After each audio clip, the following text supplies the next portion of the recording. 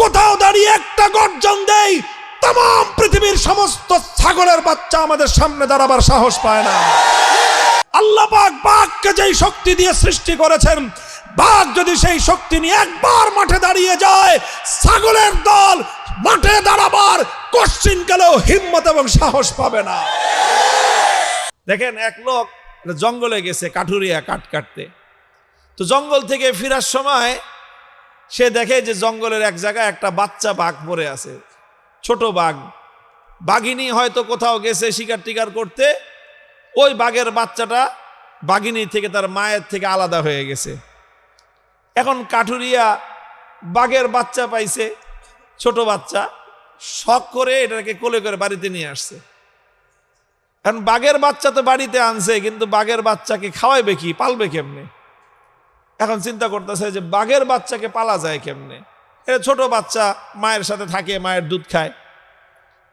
এখন হঠাৎ তার মাথায় একটা বুদ্ধি আসলো যে আমার কাছে তো এই বাঘের বাচ্চার মা নাই, কিন্তু আমার ঘরে তো ছাগলের বাচ্চার মা আছে। কি আছে? কারণ ছাগল বিয়েছে, ছাগল আছে 2-3টা বাচ্চা। তো চিন্তা করলো দেখি তো এই বাঘের বাচ্চারে নিয়ে ছাগলের দুধ খায় কিনা। তো সে বাঘের বাচ্চাটার মুখ নিয়ে ছাগলের ওলানের মধ্যে লাগাই দিছে। তো ওলানে লাগাইতেই ওর মুখের মধ্যে ছাগলের ওলান থেকে দুধ আসছে। এখন বাঘের বাচ্চা তো দুধ খাওয়া শুরু করছে।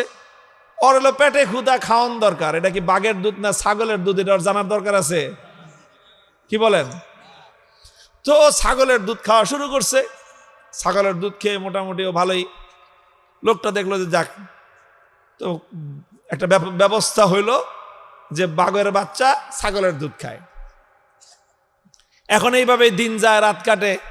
ছাগলের বাচ্চার সাথেই রাত্রে ঘুমায়, ছাগলের বাচ্চার সাথেই দিনের বেলায় ঘোরাফেরা করে, ওই ছাগলের বাচ্চার সাথেই ছাগলের দুধ খায়। এইভাবে দিন গড়ায়, মাস গড়ায় বেশ অনেক দিন চলে গেছে। কয়েক মাস যাওয়ার পরে ছাগলের বাচ্চাও বড় হয়েছে, বাঘের বাচ্চাও বড় হয়েছে। তো ছাগলের বাচ্চা একটু বড় হইলেই তো ছাগলের বাচ্চার মাথায় শিং গজায়, গজায় না? ছাগলের বাচ্চার মাথায় যখন শিং গজায়, তখন দেখবেন নতুন নতুন শিং গজাইলে ছাগলের বাচ্চার একটা প্রবণতা তৈরি হয়, খালি গুতাগুতি করে, ত্রিং বিরিং বেশি করে, যার তার সাথে গিয়ে গুতাগুতি লাগে। নিজেরা গুতাগুতি করে, কুত্তা পাইলে কুত্তার সাথে গুতাগুতি লাগে, বেড়ার সাথে গুতাগুতি লাগে, গাছের সাথে গুতাগুতি করে। এটা হলো ছাগলের বাচ্চার স্বভাব। ব্যাঙ যেরকম নতুন পানি পেলে লাফায় বেশি, রাজনৈতিক পাতি নেতারা ক্ষমতার গন্ধ পাইলে লাফায় বেশি, ছাগলের মাথায় শিং গজাইলে লাফায় বেশি। কুনা ব্যাঙ, রাজনীতির পাতি নেতা, ছাগলের বাচ্চা, তিনটার একই চরিত্র। এখন যখন ছাগলের এই শিং গজাইছে, ও তো খালি গুতাগুতি করে, একটা একটার সাথে গুতাগুতি লাগে, বাঘের বাচ্চার সাথেও গুতাগুতি লাগে। এখন বলেন, বাঘের বাচ্চার মাথায় তার শিং গজায় না, বরং বাঘের বাচ্চার মাথাটা একটু তুলতে নরম নরম। তো ছাগলের বাচ্চা গুতা দিয়ে মজা পায়, নরম জায়গায় গুতা দেয়, দেখে শিং ঢুকে যায়, ও খুব মজা পায় ছাগলের বাচ্চা। এখন বাঘের বাচ্চাও ছাগলের বাচ্চারে দেখা ও গুতা দিতে আসে, ও গুতা দিয়ে উল্টা ব্যথা পায়, কারণ ওর মাথায় তো কি নাই, শিং নাই। এখন বাঘের বাচ্চা খালি কান্দে আর আল্লাহর কাছে দোয়া করে যে আল্লাহ তুমি আমার 2টা শিং দাও। কি দাও? আচ্ছা আপনারা বলেন তো, বাঘের বাচ্চা কতদিন দোয়া করলে আল্লাহ শিং দিবে ওর মাথায়? ভাই, বাঘের বাচ্চা যদি কিয়ামত পর্যন্ত দোয়া করে, আর আমাকে বড় বড় হুজুরদেরকে দিয়ে যদি খতম পড়ায়, মিলাদ শরীফ পড়ায়, দোয়া করায় যে হুজুর দোয়া করে দেন আমি বাঘের বাচ্চা, আমার মাথায় তো শিং নাই, আল্লাহ যেন 2টা শিং দেয়, আল্লাহ দিবে শিং? আরে ভাই, বাঘের বাচ্চার মাথায় কি শিং হবে নাকি? কিন্তু বাঘের বাচ্চা তো বুঝে না, ও মনে করতেছে শিংয়ের মধ্যেই সব শক্তি। ছাগলের মাথায় যেহেতু শিং আছে, এই জন্য ছাগল শক্তিশালী, আমার মাথায় যেহেতু শিং নাই, এই জন্য আমি দুর্বল, এটাও ভাবে। এইভাবেই ওর দিন কাটে খুব দুঃখে, যে মাথায় কি নাই, শিং নাই। তোর ছাগলের বাচ্চারা খুব মজায়, ওরে নিয়ে খেলে। ওরে পাইছে একটা বোকা, যেরকম নাদুস নুদুস বড় সড় শরীর, মাথায় নাই শিং, মারে গুতার কান্দেও। একদিন মাঠের মধ্যে এরকম ছাগল চড়তেছে, সব ছাগলের পাল, সব ছাগলের পাল মিলে এই বাঘের বাচ্চাটারে নিয়ে তামাশা করতেছে। একজনে মাথার মধ্যে গুতা মারে, ও কান্দে, পিছন দিক থেকে লেজের মধ্যে পাছার মধ্যে আরেকজনে গুতা মারে, ও আবার ঘুরে দাঁড়ায়, পিঠের মধ্যে আরেকটা ছাগলে গুতা মারে। এই সব করতেছে, সব ছাগলের বাচ্চারা নাচতেছে আর বাঘের বাচ্চাটা কাঁদতেছে। দূর থেকে একটা বড় বাঘ এই দৃশ্যটা দেখছে। এই দৃশ্য দেখে তো বাঘ থক হয়ে গেছে। এই যেটা পড়লো কোন কলিকাল, ছাগলে চাটে বাঘের গাল। হ্যাঁ, এমন দিন আসলো যে ছাগলের বাচ্চার গুতা খেয়ে বাঘে কাঁদতেছে। কন এটা দেখে সহ্য হয় বাঘের? তো বড় বাঘটা সামনে আসছে ঘটনাটা দেখার জন্য। এটা কিরকম কাহিনী?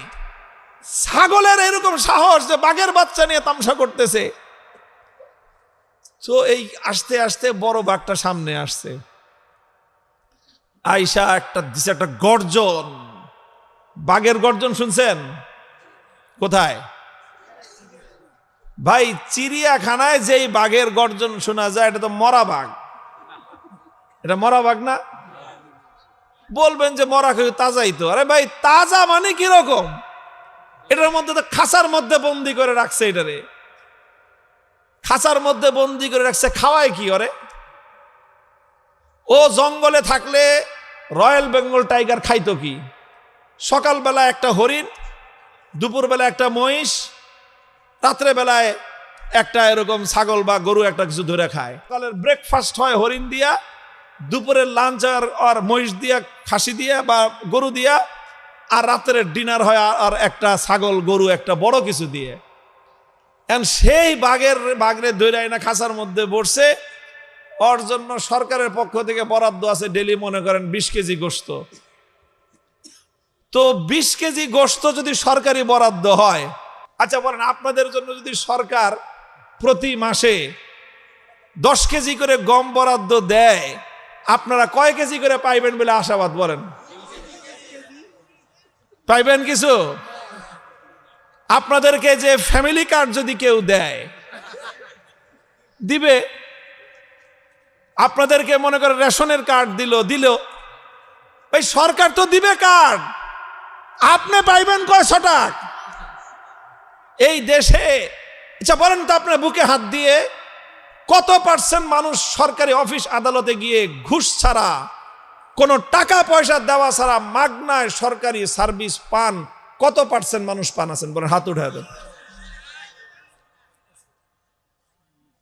মানুষ না খেয়ে মরে, তারপরে তো মানুষের গম খেয়ে ফেলায়। ব্রিজ কালভার্ট বানাবে, রডের বদলে বাঁশ দিয়ে বসে থাকে। তাইলে এই যদি হয় মানুষের সাথে আচরণ, চিড়িয়াখানার বাঘের সাথে কি করে ওরা? আর বাঘে তার কইতেও পারে না তুই আমার গোশত মেরে খাইছস। ওই 20 কেজি গোশতে 10 কেজি আগেই যায় গিয়ে চিড়িয়াখানার বাইরেই, ভিতরে যা পাঠায় ওখান থেকে স্টাফ মিস্টাফ যা আছে ওরা গরুর মাংস কিছু আপনার বুনা করে খায়, আর সাল বাকলা কিছু দেয় বাঘেরে খায়, ওই আর কি। তো এই খায়া খুয়ে সারাদিন চিত্তে শুয়েই থাকে। এরপরে এই বাঘরে যদি কেউ খোঁচা মারেন, তাহলে দেখেন বাঘের তাকাইলে আপনার কলজে পানি শুকায় যাবে। এরপরে মাঝে মাঝে ও একটু নিঃশ্বাস ছাড়ে, গর্জন দিবে কি? এই মরা বাঘ, আটকানো বাঘের বুকের থেকে গর্জন আর হুঙ্কার বের হয়। এরপরে সামান্য একটা আওয়াজ যখন করে, গোটা চিড়িয়াখানা থরথর করে কেঁপে উঠে, সমস্ত পোলাপান দৌড় দেয় যে বাঘ গর্জন দিতেছে দেখার জন্য। এই যদি হয় মরা বাঘের গর্জন, তো জঙ্গলের আসল বাঘের গর্জনটা কেমন হয়? একেবারে জমিন থেকে আসমান পর্যন্ত থরথর করে কাঁপতে শুরু করে, পাহাড় পর্যন্ত কেঁপে উঠে বাঘের গর্জনে। তো বাঘটা যখন এরকম গর্জন দিছে, ছাগলের কি অবস্থা করেন? এই বাঘের এক গর্জন শুনে সব ছাগল যে যেদিকে পারে প্রাণপণ খালি আজও দৌড়ায়, কাইলো দৌড়ায়, দৌড়াইতেই আছে। সমস্ত ছাগল বাঘের গর্জনে হুঙ্কারে ময়দান খালি করে সব পলাইছে। ছাগলেও দৌড়ায়, ছাগলের বাচ্চাও দৌড়ায়, সাথে সাথে বাঘের বাচ্চাও দৌড়ায়। বড় বাঘটা পিছন থেকে দৌড়ায় আসছে। আজকে কিন্তু ও কোনো ছাগল শিকার করতে আসে নাই, আজকে আসছে ও বাঘের বাচ্চাটার কাহিনী বোঝার জন্য, যে ঘটনাটা কি, বাঘের বাচ্চারে নিয়ে ছাগলে খেলে কেন। ও পিছন থেকে খাবা মেয়েরা বাঘের বাচ্চাটারে ধরছে, দেখে যে ওর বুক কাঁপতেছে, কিরে তুই দৌড়াস কেন। বাঘের বাচ্চারে জিজ্ঞাসা করে বড় বাঘ, তুই দৌড়াস কেন। কয় যে ছাগলে দৌড়াই যেন আমিও দৌড়াই। মানে হলো ছাগলের সাথে থাকতে থাকতে ওর চরিত্রটা হয়েছে কার মতো, এই সঙ্গ দোষে রঙ্গ ধরে। সঙ্গ দোষে তুমি ছাগলের সাথে থাকলা, তুমি বাঘের বাচ্চা হইলে কি হবে, তোমার চরিত্র হবে ছাগলের মতো। কুত্তার বাচ্চার সাথে থাকলে ছাগলের বাচ্চা হইলে কি হবে, ওটা হবে কুত্তার বাচ্চার চরিত্র। বাঘের বাচ্চা কুত্তার বাচ্চা থাকলে সাথে থাকলে ওটার চরিত্র হয় কুত্তার বাচ্চার মতো। বাঘের বাচ্চা ছাগলের সাথে থাকতে থাকতে ওর চরিত্র স্বভাব সব কিছু হয়ে গেছে ছাগলের মতো। ও এখন চিৎকার আর হুঙ্কার শুনে থরথর করে কাঁপতেছে। বাঘের বাচ্চা কয় যে তুই কাঁপস কেন, তুই দৌড়াস কেন। কয় ওর যেই আওয়াজ তুমি করছো, এই আওয়াজ শুনে না বুক কাঁপতেছে, আমার তো শ্বাস বন্ধ হয়ে আসতেছে, এত জোরে আবার আওয়াজ করে। বাঘে বুঝতে পারছে কাহিনীটা কি, যে ওই বাঘের বাচ্চা কোনোদিন বাঘের গর্জনই শুনে নাই। ও ধরে ফেলছে ঘটনাটা কোথায়, কেন এই বাঘের বাচ্চারে নিয়ে ছাগলের তামাশা করতে পারে, কারণটা কি। কারণ একটাই ধরে ফেলছে, ওই বাঘের বাচ্চা নিজে নিজেরে চিনে না। ও যে কি জিনিস ও নিজে জানে না, ও আত্মপরিচয় জানে না। ও দোয়া করতেছে আল্লাহর কাছে যে আল্লাহ আমার মাথায় দুটো শিং দাও। আরে বলদ জানি কথাকার, আরে ছাগলের শক্তি ওর শিংয়ের মধ্যে, বাঘের শক্তি কি ওর শিংয়ের মধ্যে থাকে। বাঘের শক্তি থাকে ওর পাঞ্জার মধ্যে, বাঘের শক্তি থাকে ওর নখের মধ্যে, ওর দাঁতের মধ্যে। বাঘ যদি খাবলা মেরে কাউরে ধরছে, কামড় দিতে হবে না, খালি দুই হাত দিয়ে পাঞ্জা মেরে ধরলে বাঘের পাঞ্জা থেকে মুক্তি পাওয়া, বাঘের পাঞ্জা থেকে ছাড়া পাওয়া কঠিন আছে। এই জন্য বিগত দিনে একজনে কইছিল, বাঘে ধরলে ছাড় পাওয়া যায়, কিন্তু অমুক নেত্রী ধরলে ছাড়ে না। পরে বাংলাদেশের মানুষ নেত্রীরে দেখায় দিছে যে নেত্রী ধরলেও ছাড়া পাওয়া যায়, বাঙালি যেদিন ধরে সেদিন তোমার দুপুরের খানা খাওয়ারও সময় হয় না। কথা বলেন ঠিক কিনা। তো বাঘটা বুঝছে যে এই বাঘের বাচ্চার আসলে সমস্যা কোথায়। ও নিজেরে চিনে না, নিজের আত্মপরিচয় জানে না। ও আল্লাহর কাছে দোয়া করতেছে, আল্লাহ তুমি আমার দুইটা শিং দাও, তাহলে আমি শিং দিয়ে ছাগলেরটাকে গুতাগুতি করুম। বলদ জানে কথা কারো জানে না যে বাঘের শক্তি তো শিংয়ের মধ্যে না, বাঘের শক্তি অন্য কোথাও। সব শক্তি ওর মধ্যে আছে, কিন্তু শক্তি ব্যবহার করার কৌশল ওর জানা নাই। এই জন্য আর কিছু করতে হবে না, ওরে ভিন্ন কোনো ট্রেনিং দেওয়ার দরকার নাই। একটা জিনিস শুধু ওর প্রয়োজন, সেটা হলো ওর আত্মপরিচয় ওকে জানায় দেওয়া দরকার। ওরে ধরে নিয়ে গেছে একটা পুকুরের ঘাটলায়। পুকুরের ঘাটলায় নিয়ে যায় বড় ভাই কয় যা পুকুরের থেকে পানি খেয়ে আয়। এখন তো পুকুরের পানিতে নামে না, থাকছে সারা জীবন কি এর সাথে, ওর চরিত্র হচ্ছে ছাগলের মতো। ছাগল তো সহজে পুকুরের ঘাটলায় নামে না, গলায় রশি বাইন্দা টানবেন, ওর গলা ছিঁড়ে যাবো গিয়া, কিন্তু ছাগল নামে না পুকুরের পানিতে। ওর হয়েছে এই চরিত্র। কিন্তু বাঘের আজকে পেদানি খেয়ে নামছে কোন রকম ভয়ে ভয়ে পুকুরের ঘাটলায় পানি খাইতে নামছে। পুকুরের ঘাটলায় যখনই পানি খাইতে নামছে, পুকুরের পানির মধ্যে মুখ দিছে, দেখেই তো আটকে উঠছে, ভয় পেয়ে গেছে। বাপরে, ভয়ঙ্কর একটা প্রাণী দেখা যায় পানির মধ্যে। পরে ভালো করে দেখে যে ও মুখটা কাছে নিলে পানির মুখটা কাছে আসে, ও দূরে নিলে পানির মুখটা দূরে চলে যায়। পরে অনেকক্ষণ ছেড়ে, আরে তো আমারই চেহারা, এটা আমার চেহারার মতো দেখা যায়। ভালো করে তাকে দেখি, ওরে বাপরে বাপ, আমি তো ভয়ঙ্কর জিনিস।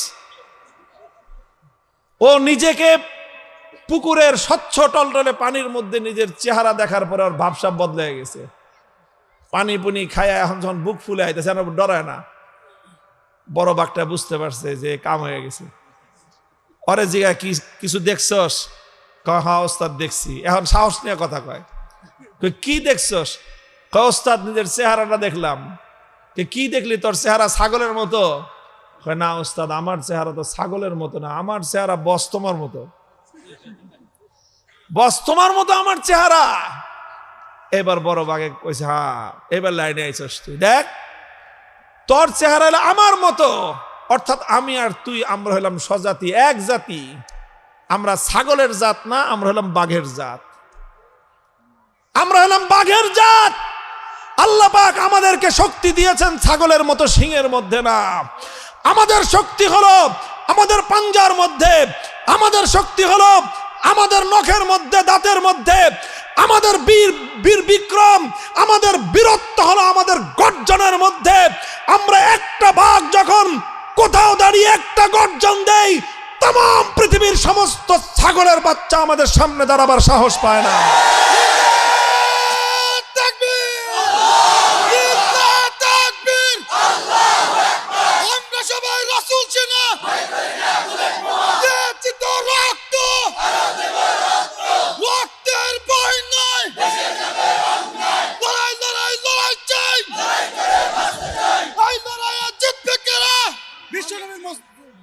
मोहतरम हाजिरीन, परिष्कार कथा एटाई परिष्कार कथा, एटाई आसल रहस्य। बाघेर बाच्चा যতদিন নিজের আত্মপরিচয় না জেনেছে, যতদিন নিজের শক্তির সন্ধান সে না পেয়েছে, সে আল্লাহর কাছে দোয়া করছে, আল্লাহ তুমি আমাকে ছাগলের মতো দুইটা শিং দাও। অথচ এই বাঘ জানে না যে হাজার শিংওয়ালা ছাগল একটা বাঘের সামনে কোনো শক্তি নাই।